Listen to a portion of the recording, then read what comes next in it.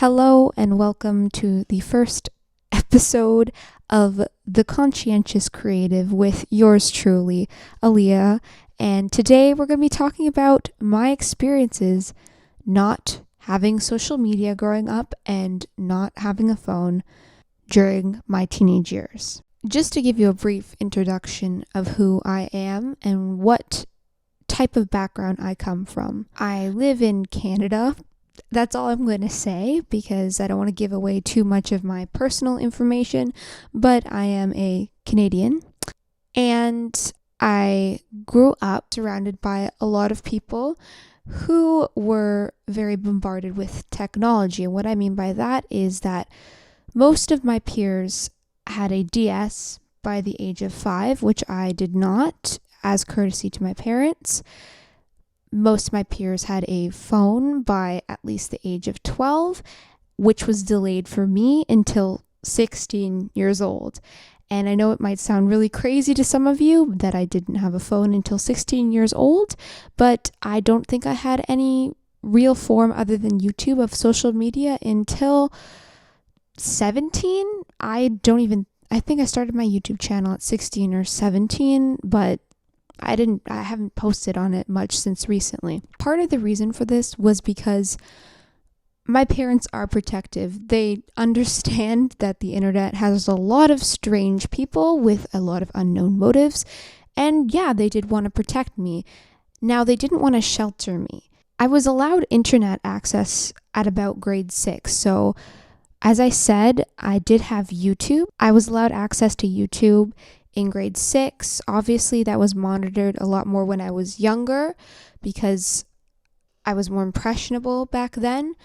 But other than that, I had no social media and I would go on YouTube with my computer or my broken iPad, which I still have. You might be thinking, didn't you want a phone? Wouldn't you want social media? Of course you would feel fear of missing out. You're a Gen Z girl. But at about 14, I really didn't have this crazy urge to have a phone. It's because of all the pros that came out of it. The first pro that I found going through high school without, or at least going through the first part of high school without a phone, is that you know who your real friends are. As an experiment, what you should do is you should ask yourself, if you got rid of your phone and all your technology and all your social media and all your followers for a year, would your friends still be your friends? For some of you, you might be thinking, that depends on if everybody else magically didn't have social media or didn't have a phone.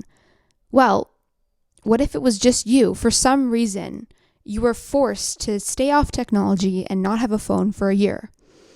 Would your friends still make an effort to follow up with you and make sure that you're okay? And what I realized not having a phone is that my friends were true. I knew who my friends were. They cared about me regardless of if I had social media or not, if I had a phone or not, regardless of the materialistic value I had as a person. They didn't care because they wanted to be with me for who I am. And that sounds really cheesy, but it was a very valuable lesson for me because if someone is just going to value you for external properties or whatever, then they're not worth your time. So that is the number one pro. You find out who actually cares about you in this world. And you might shrink your friend group. You'll see. If you ask yourself that question, it might just give you an answer of who is actually your friend and who is not. So that's the first one. The second pro was, I don't want to go too in depth with this. I have had my struggles with mental health. I think everybody has their struggles with mental health. Going into middle school and high school, everybody has challenges they face regardless of who they are. But I will say, I'm really glad my parents pushed me away from social media specifically because now I have TikTok, right? I have TikTok because I do music. You can go through my other videos and watch my music videos or My singing videos, shameless plug. I have TikTok now, and I see how toxic it is on the For You page. And I don't have Instagram, and I don't have Snapchat yet. But just seeing TikTok, that is enough for me right now. I'll tell you why I have a love-hate relationship with TikTok. I love it because it's good for expressing creativity, but I hate it because you have a bunch of sad teenagers coming together in one place to express their sadness unsupervised. And you might say, what's wrong with expressing your sadness? There's nothing wrong with that. Obviously, there is nothing wrong with expressing feelings of sadness or being authentic. But when you are doom scrolling and everything you see is just another teenager saying, I hate this about my life, I don't like this about my body, negative content all the time, that affects you. And as an adolescent, you don't know how to process these messages properly. Even myself, I'm very young, and when I go on the TikTok For You page, I can only spend 5-10 minutes max, and then I'm out. It's not like YouTube. YouTube, what I find is if you're going to use any social media platform, this is the better one for your mental health, because the other ones, I've heard bad things about Instagram, bad things about Snapchat. Obviously, again, there's pros and cons to everything. Use at your will. But I'm glad that I was separated from that, especially during my formative years of my life, because I'm glad I developed who I am without the influence of algorithms, quite frankly. So, number 1, you know who your friends are. Number 2, your mental health is better. The third pro that I found is that I don't feel as much of a need to be part of a niche community online. When you are on social media, you'll find that the algorithm promotes certain types of content for you. I don't think my identity was formed based off of internet tropes. And what I mean by this is that there are several tropes that have come along within the past couple of years. The Karen, for one, the e-girl, the basic girl. There's so many different types of tropes, especially for teenage girls. I some of them are true, but I don't think that everyone just fits into one category necessarily. And I think what the internet is doing is it is almost forcing, or it is influencing us to brand our personality as one type of person. I'm someone who has multiple interests in multiple domains. I like lots of different types of music. If you look at my Spotify, it's all different things. I don't want to fit into one type of aesthetic. And if you want to fit into that type of aesthetic, then that's okay. But I personally feel like I fit into many different types of groups or aesthetics. For example, I do think that I definitely fit the ukulele girl trope. I do. I'm just being honest.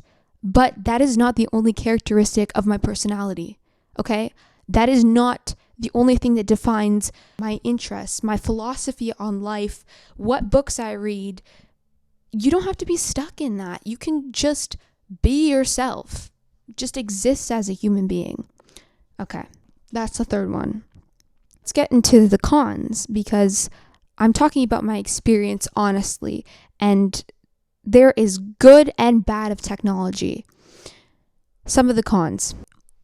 Number 1, you are safer out in public spaces with a phone.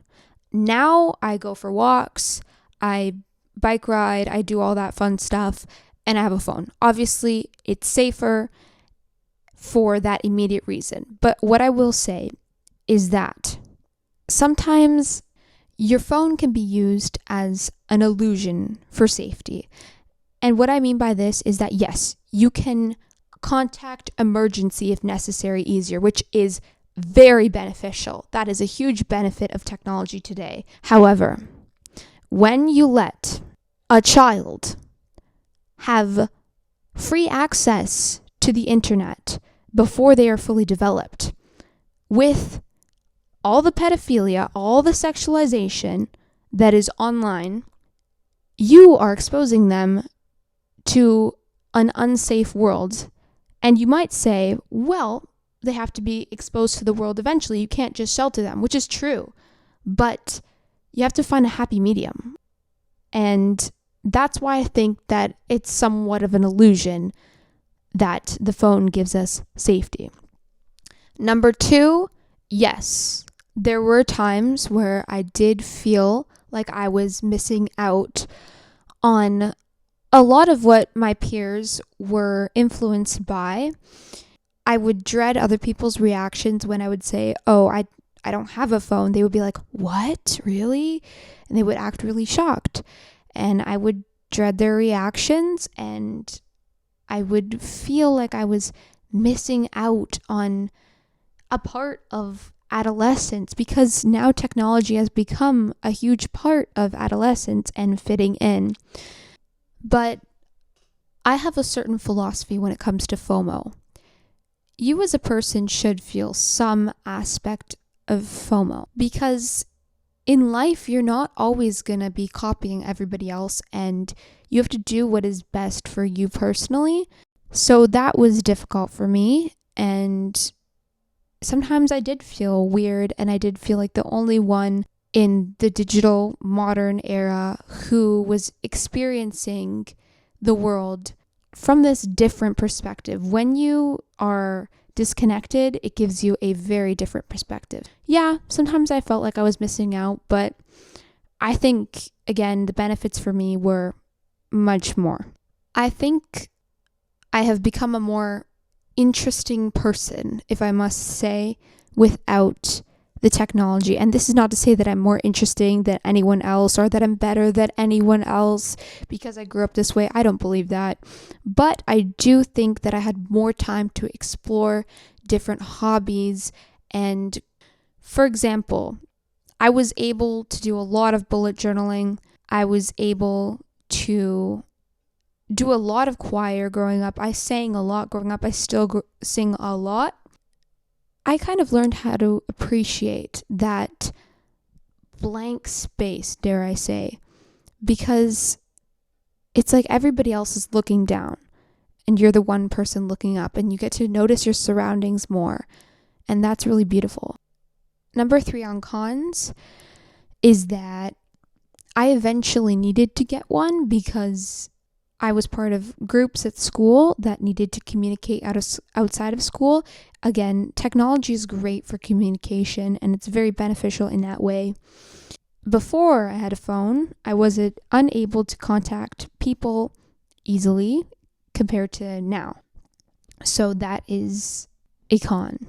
Ultimately, I think it was the right decision for me, and I'm glad that I grew up in a time where people are always looking down and I was looking up. But do I think it's right for everyone? No. And it is your parents' choice if you're younger. It is your choice as to how much or how little you want to be online or have a certain amount of privacy. That is your choice. And I very much enjoy having a phone now because it suits my lifestyle currently. I need it for school. I need it for music, filming myself. But at the end of the day, it doesn't make you any better or any worse if you choose to live your life the way I did. But I will say that I did personally reap a lot of benefits. Thank you so much for watching. If you have any questions, please leave them down below. I'd love to answer. I know that this is kind of a strange story, I guess, because so many people, it's just an ordinary part of growing up nowadays. It's just expected that you have social media and have a phone. But to be quite honest with you, if you want to stay away from it, you can. And I'm just putting this out there because I want people to know that it is a choice. Having access to these things, we are blessed that we have the benefits, but it is a choice to reap those benefits. Thank you so much for watching.